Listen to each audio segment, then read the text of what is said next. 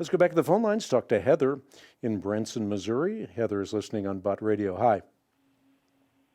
Hi. Hi, Hank. How are you? I'm good. How are you? I'm doing well, thank you. My question to you, I am very confused by I live in a very Christian community, and there are a lot of people here that are very anti-abortion, which I understand, but these same people that I know are also anti-government programs to help people that don't have much, and they're also supporters of war. So I feel like that's hypocrisy. How can you say that an unborn life is so protected, and yet there are those living on Earth that we bomb and destroy without thought? Well, a couple of things. The first thing is that you don't want to simply dismiss one on account of the other. You need to look at each one of these issues independently. The first thing I would look at, as I did, is abortion. Abortion is the painful killing of an innocent human being, as I said at the outset of the broadcast. And therefore, as Christians, we should be against killing those who are created in the image and likeness of God. In terms of war, we need to look at war in such a way that it is just war, as opposed to war that may be reckless. A war in defense of justice has to be fought justly, and therefore, we may kill a kid with a bomb that's strapped to his back, but we may never shoot an innocent baby in the arms of its mother. In terms of government programs, I think as Christians, we have to be supporting those things that are effective. Is the government the most effective means of helping people with welfare programs, or is the private sector the most effective means? So we have to look at what is most effective, but are we to be involved in the welfare of other people? Absolutely. It's axiomatic to the Christian ethic. Of course, and especially if you insist that I'm a single mom, and I have other single mother friends that chose to have their babies and who have a very difficult time surviving because it's so easy for men to leave.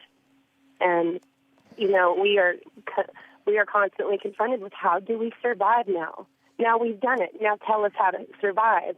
When you're saying, like I said, I know this isn't all Christians, but in my community, it's pick yourself up by the bootstraps, and the government doesn't owe you anything. Well, then tell us what to do, because daddies aren't involved. They walk away all the time.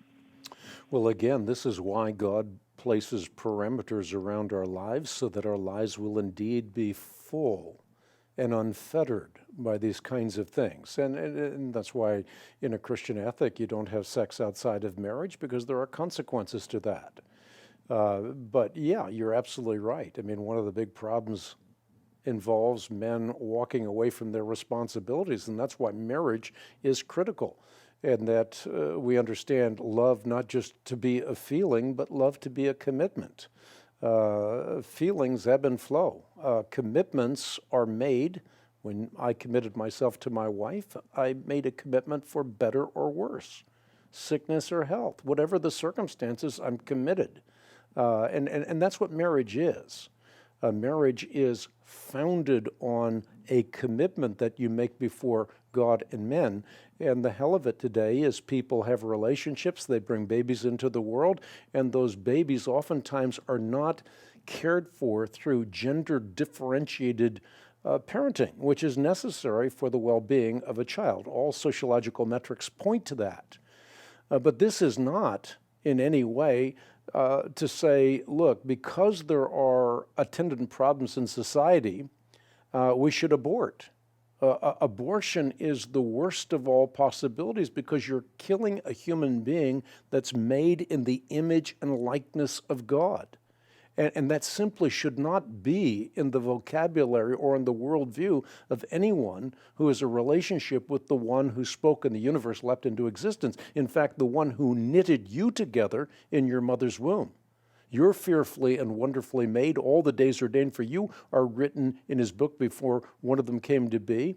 And one of the things that should never be part of our vocabulary and part of the equation is killing a human being. Again, because a human being has intrinsic value because that human being is made in the image and likeness of God. And killing a preborn child is a particularly horrendous evil because this is the killing of the most innocent among us, the most vulnerable among us. So we should be doing all we can as Christians to protect lives like that. But, the great thing is, even when we do violate God's commands, though there are consequences, God does forgive. And reconciliation is possible, even with an aborted child, because one day that child will be resurrected, immortal, imperishable, incorruptible. If the Bible is to be believed in, I make a case that it is a reliable authority. Be right back.